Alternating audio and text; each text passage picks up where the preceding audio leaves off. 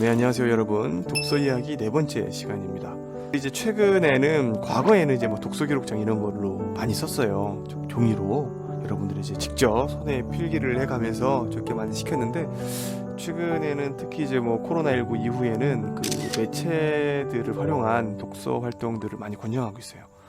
여기서 보시면 이제 좌측에 있는 게 이제 패들렛이라고 하는 어플리케이션을 이용한 방법이고요. 우측은 아까 제가 소개를 좀 해드렸죠. 잼보드라고 하는 겁니다. 거기에서 이제 다양한 자신의 의견들을 제시할 수 있는 건데요. 아마 이런 것들을 교실에서 선생님들께서 아마 학교에서 좀 이용하시는 걸 좀 본 적이 있으실 거예요. 이런 것들이 이제 이렇게 변하고 있는 추세다라는 걸 좀 보시면 될 것 같고요. 작년에 운영했던 그 대전교육청에서 진행했었던 토론 활동이에요. 창의 독후 활동으로 이렇게 해가지고 나눔 토론마당이라고 하는 것을 만들었었어요. 아마 이 중에서도 참여한 친구가 있을지는 모르겠는데, 구글 클래스룸을 이용한 그 토론 대회를 좀 진행을 했었습니다. 아마 참여하셨던 분들은 이 대회가 어떻게 진행되는지 아셨을 텐데, 이 구글 클래스룸을 이용해서 자유롭게 자료도 이용하고 거기에다 영상도 좀 업로드하고 보고서도 쓰고 하는 대회로 진행을 했었고요. 예전과는 좀 다르게 이제 여러분들이 익숙하게 접근할 수 있는 어떤 이런 다양한 인터넷 매체들, 정보 매체들, 여러 가지 어플리케이션들을 활용을 해서 독서를 많이 이제 좀 권장하고 있다, 이렇게 좀 많이 변화되고 있다라는 것들을 좀 살펴보시면 좋을 것 같아요. 여러분들에게 직접 제공되는 교육 서비스이기 때문에 아마 여러분들이 좀 많이 좀 활용하고자 하는 측면, 아니면 여러분들이 이제 크게 거부감을 느끼지 않는 측면에서 이런 것들을 많이 활용을 하고 있는 상황입니다. 그리고 이것은 이제 페이스북을 이용한 책 소개 방법인데요. 이제 뭐 페이스북에 어떤 아빠를 주문했다라고 하는 책에 대한 총평과 또 다른 형태의 책 소개죠. 기존의 선생님들이 읽어라가 아니라 여러분들이 이제 많이 읽게 되는 페이스북에다가 이렇게 이제 책을 소개한다든가 난이도와 재미 등등을 소개해주는 것들도 많이 이제 활용을 하고 있습니다. 여러분들도 어쩌면 네이버나 아니면 뭐 다음이나 아니면 뭐 페이스북, 인스타그램 이런 것들에서 많이 책에 관한 정보들, 영화에 관한 정보들을 얻어서 그런 것들을 직접 책을 읽는 활동까지 이어지는 그런 경험도 있을 거라고 생각을 하는데요. 이렇게 지금 많이 바뀌고 있고 여러분들이 이런 것들을 즐겨서 활용을 하고 있다는 측면에서 한번 소개를 해 보았습니다. 그리고 사실 뭐니 해도 여러분들한테 최근에 가장 많은 영향을 미치는 건 유튜브라고 볼 수가 있을 것 같아요. 그쵸? 많은 조사들에서 보면 그 뭐 동영상 플랫폼에서는 당연히 1등이고요. 검색하는 사이트까지 포함해서도 거의 1, 2등 안에 들어가고 있더라고요. 청소년들은 유튜브 자체를 동영상을 제공하는 플랫폼이라고 보는 게 아니고 어떤 정보를 얻는 다양한 검색의 루트로 생각을 하고 있다라는 게 최근에 통계에 보면 나오는 그런 결과들입니다. 뭐 저만 하더라도 어떠한 뭐 궁금한 게 있으면 구글에 가서 검색을 하는데, 최근에 이제 청소년들 여러분들을 포함한 세대들은 이제 유튜브에 와서 직접 바로 다이렉트로 검색을 하는 경우도 많이 있는 것 같아요. 그만큼 여러분들한테는 유튜브라고 하는 매체가 파급력이 큰 거죠. 네, 그렇게 이해를 할 수가 있을 것 같고요. 최근에는 이 유튜브 내에서도 상당히 많은 채널들이 만들어지고 운영이 되고 있죠. 책튜브라고 불리기도 하는데요. 책을 소개하고 북트레일러 등등을 제공해주고, TV 프로그램에서도 책을 소개하는 프로그램들이 상당히 많이 있죠. 유명한 연예인들이나 아니면 유명한 강사들이 나와서 어떤 특정 책에 대해서 소개하고, 그런 것들을 굉장히 재미있게 이야기를 하다가 보면 책의 내용을 자연스럽게 얻게 되고, 딱딱한 종이에 담겨져 있는 활자를 보는 게 아니라 여러분들이 정말 재미있게 책의 내용을 혹은 책과 관련된 여러 가지 정보들을 접할 수 있는 방법이 될 수 있을 거라고 생각을 합니다. 몇 가지 채널을 좀 소개시켜주면 좋을 텐데, 이게 아무래도 좀 저작권의 좀 위험성이 있기 때문에 제가 이제 책을 소개하는 유튜브 사이트들은 소개해드리지 못하지만 여러분들이 저보다 더 잘할 수 있을 거라고 생각을 합니다. 유튜브에 들어가서 검색만 좀 해보시면 너무도 쉽게 그와 관련된 다양한 북튜브 채널들, 책을 소개해주는 채널들을 확인할 수가 있기 때문에 여러분들이 직접 그 안에서 여러분들에게 필요한 그 정보들을 좀 활용을 해 보셨으면 좋겠고요. 뭐 이것들은 누구나 다 찾을 수 있는 거라서 제가 굳이 말씀을 안 드려도 될 거라고 생각을 합니다. 자, 그럼 저는 이거를 여러분들한테 좀 말씀드리고 싶어요. 제임스 사이어라는 사람이 How to Read Slowly라는 책을 통해서 제시한 부분이에요. 이 책 제목을 통해서 보면 알겠지만 천천히 읽는 방법이죠. 천천히 읽는 방법 가운데에 글 읽기의 유용한 원칙을 소개해 놓은 게 있습니다. 무슨 소리냐면 지금은 너무도 빨리빨리 바뀌는 시대다 보니까 여러분들에게 시간도 많지 않고 그리고 아주 짧은 시간 동안 많은 정보들을 습득하고 싶단 말이에요. 그래서 모든 시스템들이 다 빨리빨리입니다.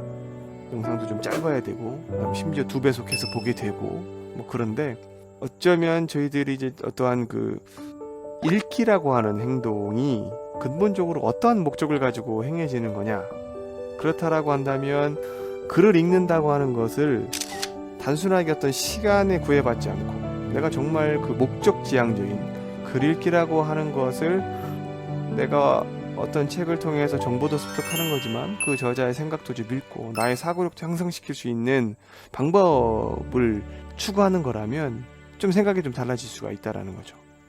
그런 것들을 이제 제임스 사이어라는 사람이 제안한 겁니다.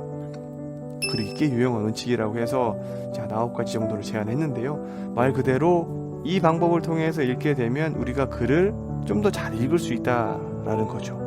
지금처럼 빠른 시대에 여러분들은 이제 속독을 추구하겠지만 저는 개인적으로 속독은 절대 비추하고 싶습니다. 속독이라고 하는 것은 여러분들이 인지의 범위 안에, 그러니까 여러분들이 생각할 수 있는 범위 안에 들어오는 내용이라면 여러분들이 천천히 읽고 싶어도 빨리 읽을 수밖에 없어요. 하지만 여러분들이 잘 이해하지 못하는 범위의 내용은 빨리 읽고 싶어도 절대 빨리 읽을 수가 없습니다. 이해를 못하기 때문에 여러분들이 알고 있는 지식을 초과하는 범위에 대한 부분들은 빨리 읽을 수가 없겠죠. 그런 의미에서 본다면 속독은 큰 의미가 없다 라고 저는 결론을 내리고 절대 속독을 가르치지도 않는데요. 오히려 이 책에서는 거꾸로 얘기하죠. 첫 번째를 보시면 빨리 읽으려고 하지 마라. 빨리 읽게 되면 많은 것들을 놓치게 됩니다. 어떤 분이 책을 혹은 영상을 만들게 될 때는 다 필요한 부분들을 최대한 집어넣기 위해서 만든 거란 말이죠. 그런 것들을 빨리빨리 읽게 되면 많은 것들을 놓칠 수가 있기 때문에 빨리 읽지 말고 천천히 읽는 게 오히려 더 좋다라는 것들을 강조하고 있어요. 그다음 두 번째는 필기도구를 가지고 읽으라라는 겁니다. 필기도구를 가지고 읽으라라고 하는 것은 읽다가 보면 정말 중요한 부분을 체크를 해야 되고 표시를 해야 되고 메모돼야 되는데 읽을 당시에는 어떠한 중요한 부분들을 잘 생각할 수가 있어요. 내가 정말 나중에 써먹어야지. 근데 몇 장이 넘어가면 그 부분은 바로 까먹습니다. 그러니까 꼭 포스트잇이나 필기도구를 가지고 중요한 부분을 체크하고 표시를 해라. 이런 점들을 강조하고 있는 거죠. 자, 세 번째는 소개글들을 먼저 읽으라라고 합니다. 소개글들을 먼저 읽다가 보면 그 책이나 그 자료가 이야기하고 있는 게 뭔지에 대한 그림이 그려져요. 거기에다가 여러분들이 직접 그 책을 읽으면서 정보를 더하게 되면 그 책에 대한 이해가 더 높아질 수 있다는 거죠. 자, 네 번째는 모르는 단어가 있을 때 그냥 그것을 넘어가지 말고 꼭 사전을 찾아서 그 단어의 의미를 이해하고 넘어가라. 이 부분을 강조합니다. 모르는 단어가 많으면 많을수록 그 책을 이해하는 이해율은 떨어지게 되겠죠. 근데 여러분들이 이제 책을 보다가 보면 모르는 단어가 분명히 나오게 돼 있습니다. 근데 대체로는 그냥 지나가죠. 지나가게 되면 그 책에서 이야기하고 있는 중요한 내용을 그냥 빼먹고 갈 수도 있다는 겁니다. 그래서 꼭 사전을 통해서 그런 내용들을 확인해라 라는 부분이고요. 다섯 번째는 첫 번째 혹은 두 번째랑 관계가 있는데 중요한 단어들의 밑줄을 그으라는 겁니다. 중요한 것들에 표시를 하고 그 내용 가운데에 정말 핵심적인 것들은 또 책 내용에서 반복되게 나오기 마련이거든요. 그럼 그런 것들을 밑줄을 쳐가면서 보게 되면 그 책을 좀 더 이해하는 데 도움이 된다라는 부분이죠. 자, 여섯 번째는 제목을 붙여 두라는 겁니다. 이건 좀 더 밀착된 형태의 분석적인 독서 방법인데요.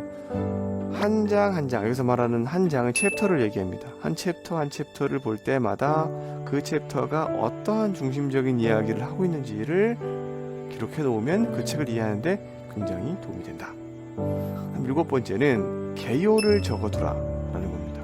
여러분들이 어떤 그 책 내용을 이해하고 자신의 생각을 정리할 때 가장 좋은 방법이 개요짝이에요.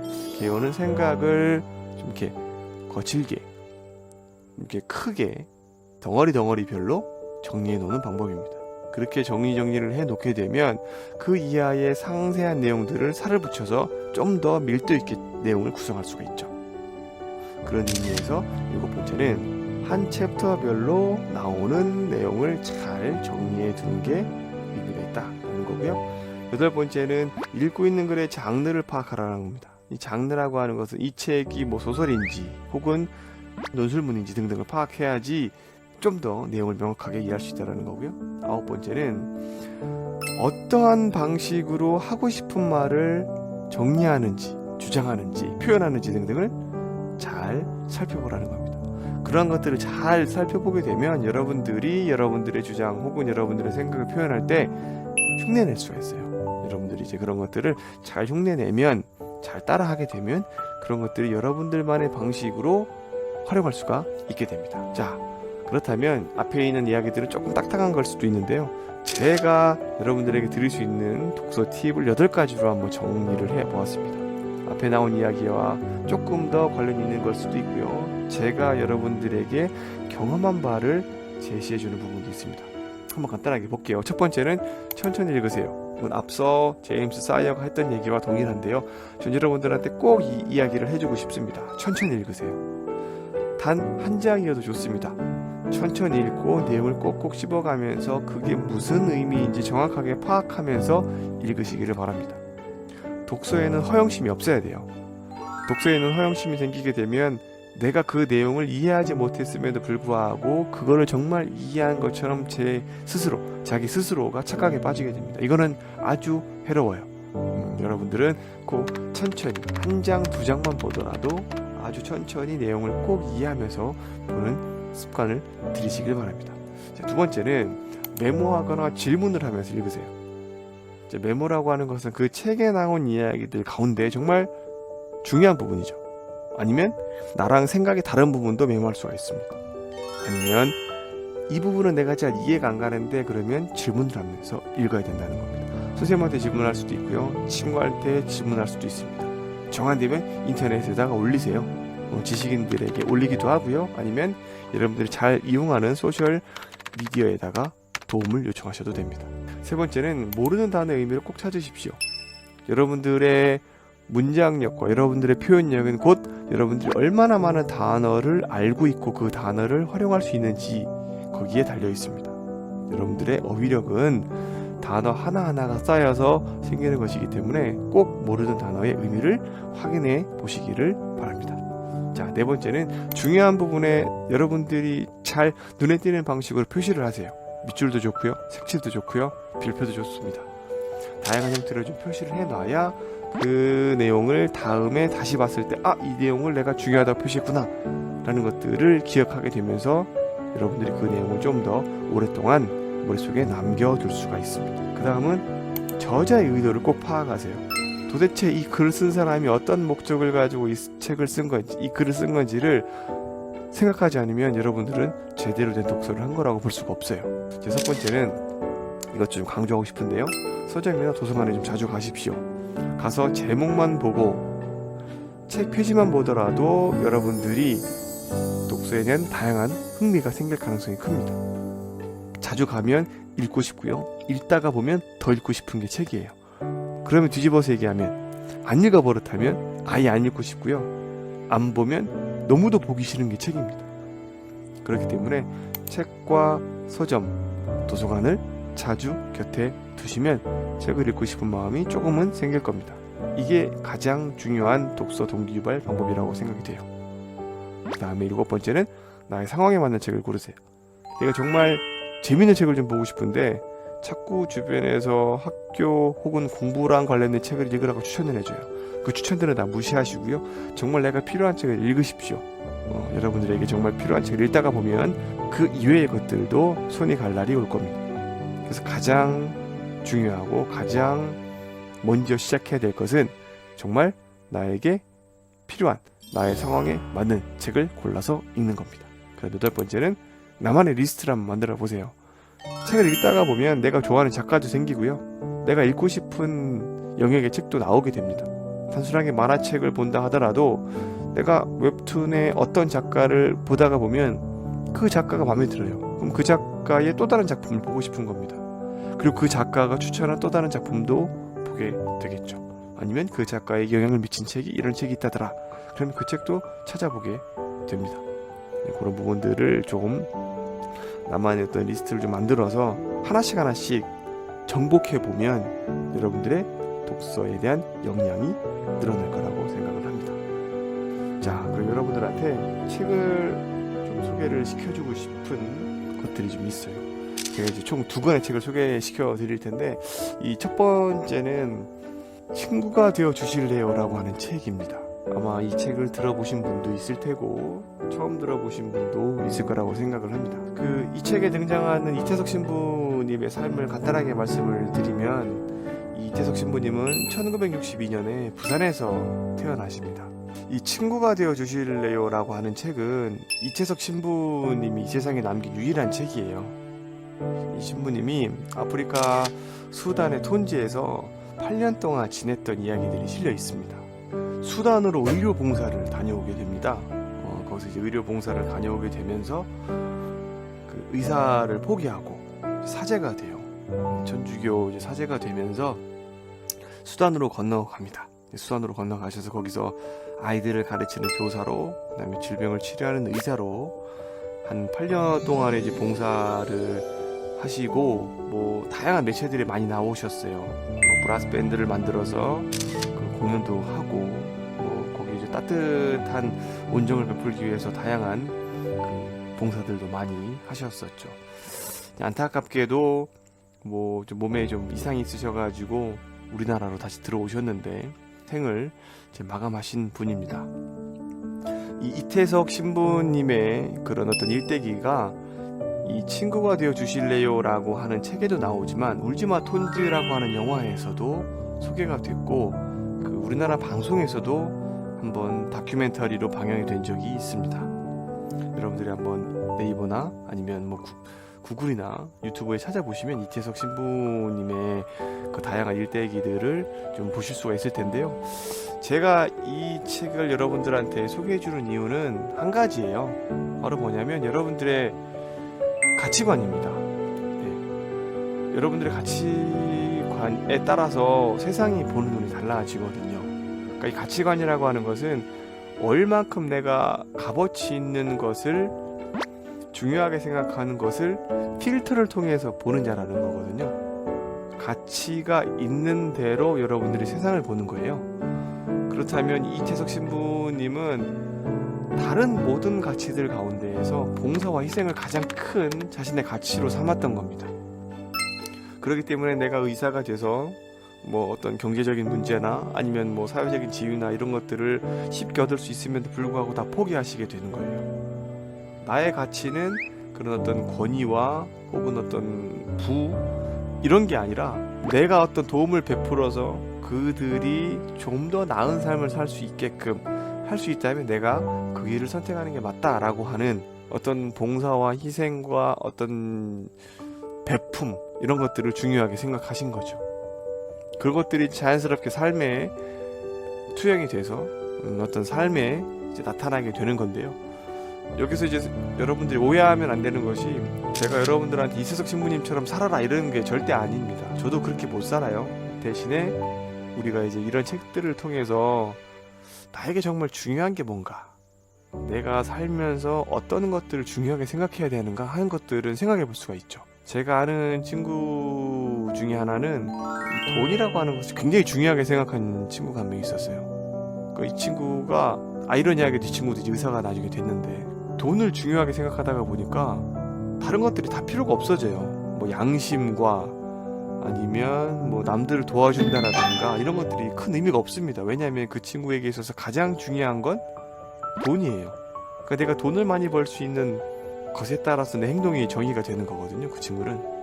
그러다 보니까 지금 돈을 굉장히 많이 벌었는데, 제가 옆에서 볼 때는 전혀 존경받을 삶도 아니고 아니면 남들에게 큰 어떤 긍정적 영향을 줄 수 있는 삶이라고 생각하지도 않습니다. 친구인 제가 봐도. 왜냐하면 그 친구가 돈이 가장 중요한 자신의 가치이다가 보니 나머지 것들은 크게 신경을 안 쓰게 되거든요. 자, 그렇다면 여러분들이 살면서 가장 중요하게 생각해야 될 게 뭔지 한번 고민해 볼 필요가 있다는 겁니다. 아마 여러분들이 중학생이긴 하지만 그런 문제에 대해서 크게 생각을 안 해보셨을 가능성이 커요. 왜냐하면 지금까지 뭐 여러분들이 너는 살면서 무엇을 가장 중요하게 생각하니? 이런 좀 큰 어떤 이야기들, 거대한 담론에 대한 이야기들, 이런 것들은 크게 여러분들 주변에 있는 사람들이 얘기 안 하셨을 것 같아요. 공부는 잘하고 있니? 뭐 수학은 안 어렵니? 이런 이야기들을 더 많이 한다든가, 아니면 너는 장래 희망이 뭐니? 저는 착하게 사는 건데, 이렇게 얘기 안 하잖아요. 장래 희망은 뭐 선생님이 됐든 의사가 됐든 판사가 됐든 이렇게 얘기하죠. 하지만 저는 또 이게 더 중요하다고 생각을 합니다. 삶에서 내가 어떤 것을 가장 중요하게 생각을 해야 되는지에 따라서 여러분들의 삶이 달라질 수가 있고, 이태석 신부님은 그러한 삶을 사셨다는 거죠.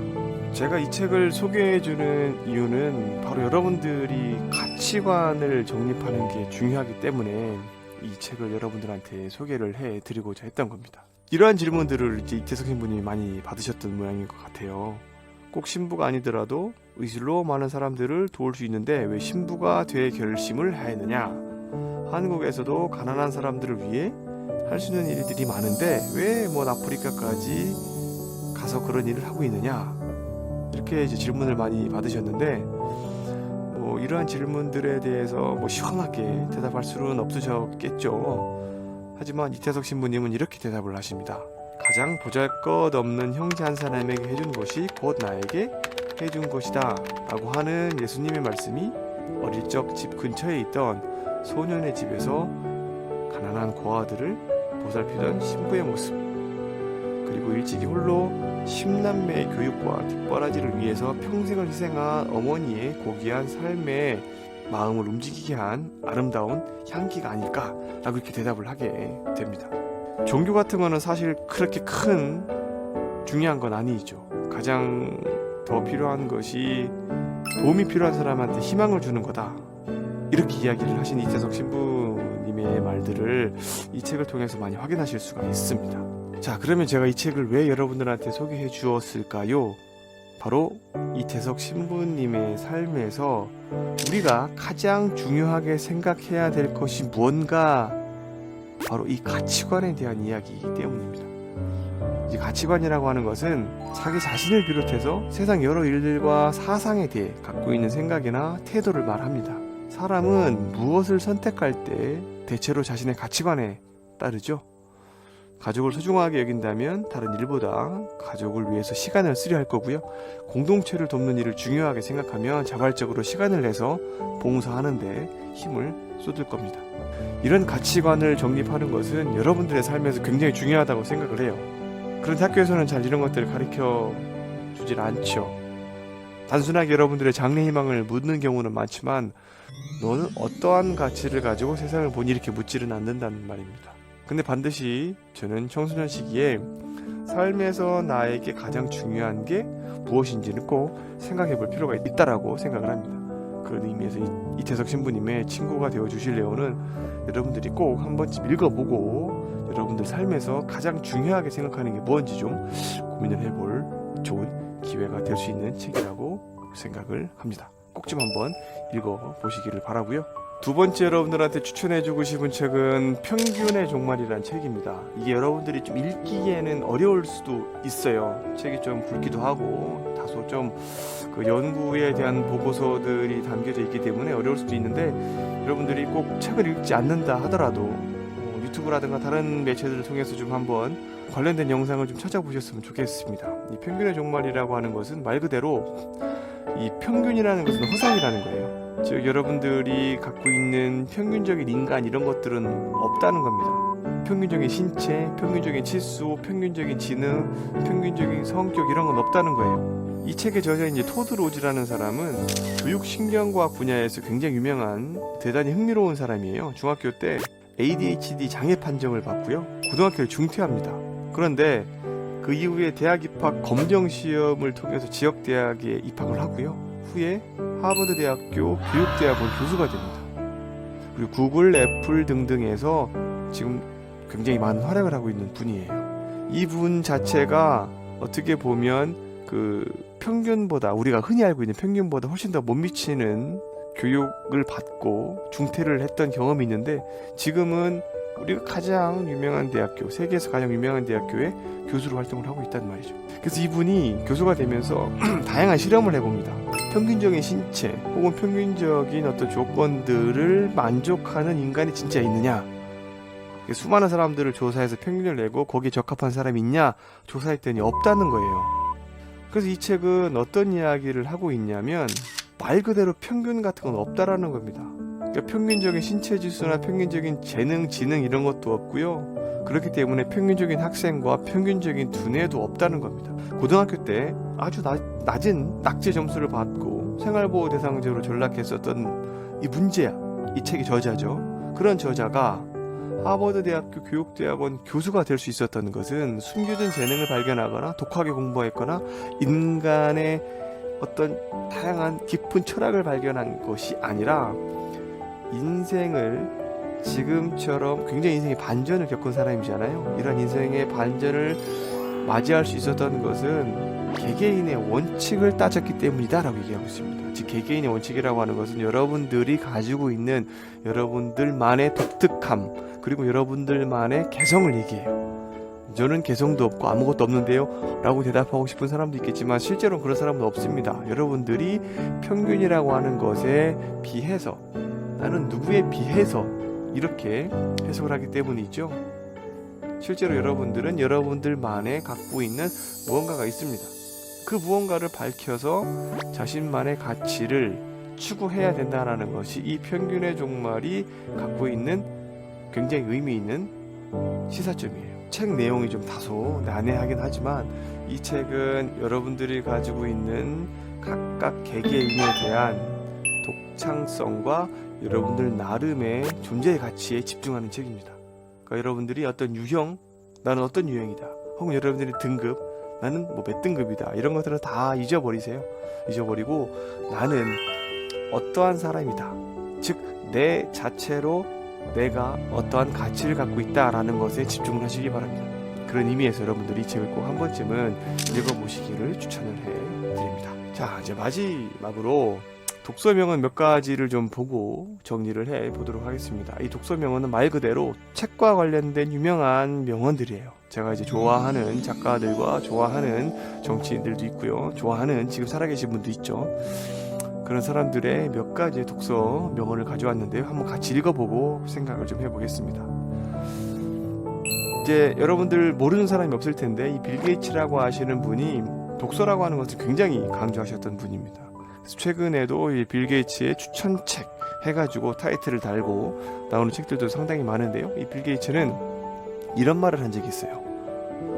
오늘의 나를 있게 한 것은 마을 도서관이었고, 하버드 졸업장보다 소중한 것이 독서하는 습관이다. 대전과학고를 오시게 되면 대전과학고 도서관에 좌측에 딱 이 문구가 쓰여 있습니다. 미국이라고 하는 나라는 도서관이 굉장히 많은 나라예요. 한 4-5km 내의 아주 좁은 범위 내에서도 쉽게 마을 도서관을 찾을 수 있는 나라죠. 빌 게이츠는 이러한 도서관을 굉장히 강조했습니다.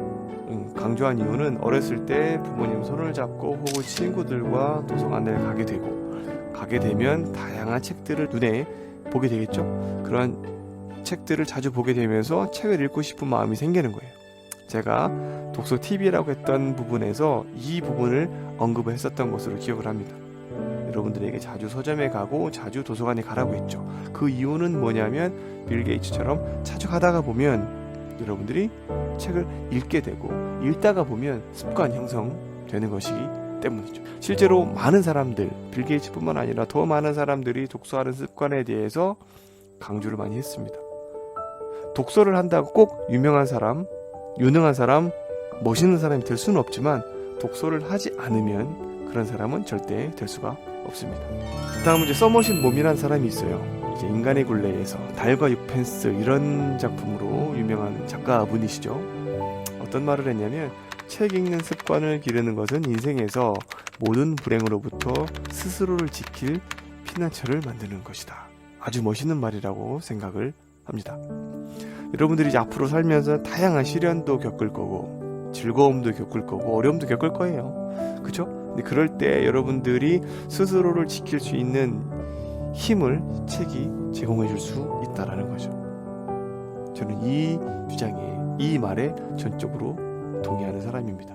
여러분들도 꼭 이런 어떤 다양한 시련과 어려움으로부터 스스로를 지킬 수 있게 독서를 하는 습관을 꼭 기르셨으면 좋겠습니다. 자, 그 다음은 도스토옙스키가 한 말이죠. 한 인간의 존재를 결정짓는 것은 그가 읽은 책과 그가 쓴 글이다. 제가 또 굉장히 좋아하는 문구 중에 하나입니다. 우리가 어떤 사람이 어떤 사람이다 라고 이야기할 수 있는 것은 그가 읽은 책과 그가 쓴 글을 통해서 판단할 수가 있다는 거죠. 마찬가지로 여러분들이 누군가로부터 어떤 사람이다 라고 평가를 받을 때 여러분들이 말과 행동을 가지고 판단을 할 겁니다. 이 행동이라고 하는 것은 여러분들이 갖고 있는 생각의 표현이죠. 그 생각은 그러면 어디서부터 나올까요? 바로 여러분들이 읽은 책에서부터 나올 수 있다는 겁니다. 그리고 여러분들의 말은 곧 여러분들의 글이 될 겁니다. 여러분들의 말을 옮겨놓으면 그것이 한 편의 글이 되는 거니까요. 그래서 여러분들이 이제 앞으로 어떠한 사람인지를 판단받고 스스로가 어떠한 사람이고 싶은 것들을 결정하기 위해서는 여러분들이 읽은 책에 큰 영향을 받게 된다는 사실을 도스토옙스키는 강조하고 있는 것이라고 생각을 합니다. 링컨은 이런 말을 했습니다. 내가 알고 싶은 것은 모두 책에 있다. 내가 읽지 않은 책을 찾아주는 사람이 바로 나의 가장 좋은 친구다. 그러니까 책 속에는 인류의 수많은 유산들, 지적인 유산들이 들어가 있습니다. 아마 이런 것들을 직접 경험을 통해서 얻으려면 수천 수만 년을 살아도 모자랄 거예요. 하지만 그 다양한 사람들의 여러 가지 생각과 여러 가지 지식들이 책 속에 들어있고 그 책 속에 있는 내용들을 우리는 손쉽게 읽음으로 해서 얻을 수 있는 거죠. 그렇다고 한다면 그런 다양한 책을 여러분들한테 제안해주고 소개해주는 사람이 여러분들의 가장 좋은 친구가 될 수 있다는 겁니다. 여러분들한테 과자를 하나 주고 맛있는 걸 주는 사람도 여러분들한테 좋은 친구가 될 수 있겠지만 여러분들이 잘 모르는 책, 꼭 읽었으면 좋겠는데 잘 손이 안 가는 책들을 추천해주고 읽으라고 이야기해주는 사람이 여러분들한테 좋은 친구가 될 수 있다는 겁니다. 뒤집어서 얘기하면 여러분들이 누군가에게 좋은 친구가 되기 위해서는 여러분들이 읽어보고 여러분들에게 큰 의미가 있는 책들을 그 사람에게 제안을 해주면 여러분은 그 사람에게 좋은 친구가 될 수 있는 겁니다.